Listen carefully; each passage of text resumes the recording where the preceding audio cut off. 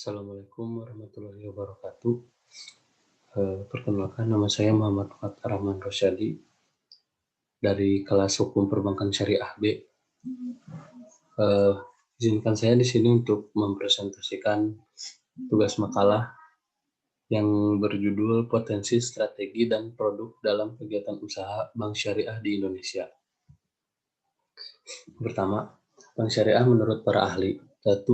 Di sini ada 3 ahli yang saya cantumkan.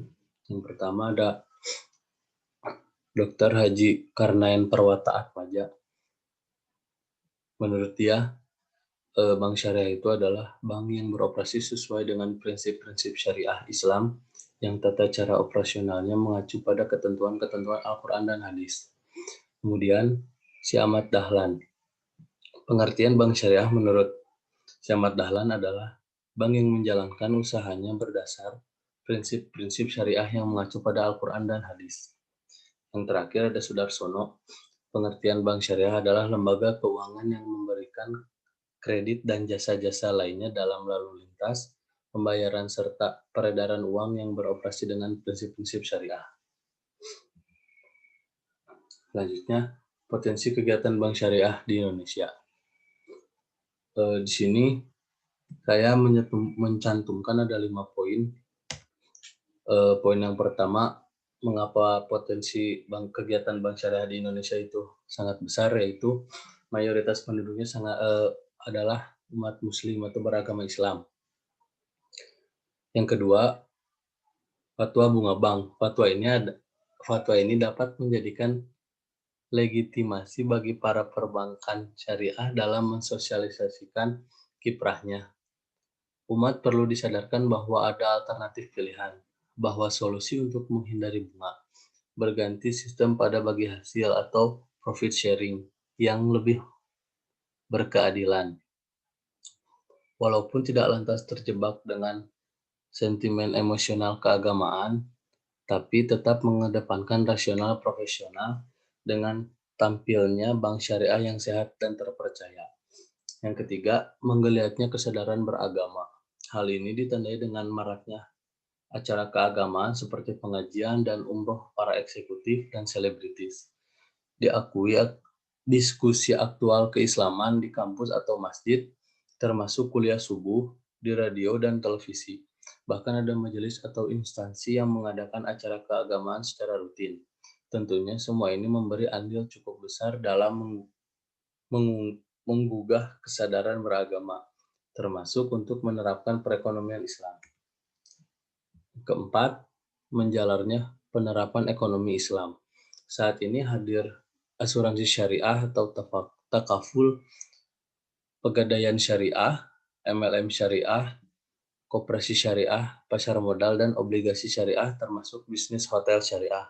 Pada gilirannya, memberi peluang begitu lebar bagi bank syariah untuk melakukan networking sehingga akan lebih berkembang dan bisa saling menguntungkan. Yang terakhir, berkembangnya lembaga keislaman. Kehadiran Partai Islam pasca reformasi setidaknya berpengaruh terhadap iklim kehidupan nasional, terutama ketika politisi muslim tampil sebagai pembuat kebijakan atau lawmaker. Diharapkan kebijakannya sesuai syariah dan mendukung penuh pada kemajuan bank syariah. Berdirinya sekolah tinggi ekonomi Islam atau sejumlah perguruan tinggi yang membuka jurusan ekonomi Islam, serta maraknya sekolah Islam unggulan merupakan saham berharga untuk mencetak kader-kader ekonomi dan bankir Islam. Kemudian selanjutnya strategi pengembangan bank syariah di Indonesia, yaitu di sini saya hanya mengambil poin-poin pentingnya saja. Yang pertama ada edukasi, yang kedua promosi, yang ketiga pelayanan dan SDM, yang keempat konsistensi, dan yang terakhir pengembangan infrastruktur dan suprastruktur. Kemudian produk-produk atau hasilnya. Di sini saya menyantumkan sangat banyak. Ada kurang lebih 11 atau 10 poin. Yang pertama al-wadiah atau simpanan, yang kedua musyarakah, yang ketiga al-mudarobah, yang keempat al-muzaraah, yang kelima al-musaqoh, yang keenam al-ijaroh atau leasing, yang ketujuh al-wakalah, yang kedelapan kafalah, 9 hawalah, yang terakhir ar-ron. Mungkin saya hanya bisa mempresentasikan hanya sampai sini. Terakhir ada kesimpulan, di usia yang lebih muda, keberadaan perbankan syariah di Indonesia menjadi harapan besar bagi masyarakat karena mampu menciptakan kehidupan ekonomi nasional yang merupakan berkah untuk mewujudkan masyarakat yang adil dan sejahtera. Peluang untuk mewujudkan peluang untuk perbankan Islam masa depan. Oleh karena itu, banyak komponen yang dapat mendukung terwujudnya perbankan syariah yang andal. Peluang yang akan dihadapi bank syariah harus diprediksi, antara lain diharapkan kebijakan suku bunga yang lebih tinggi dan yang ditempuh oleh Bank Indonesia ini pasti akan mendorong suku bunga deposito tinggi.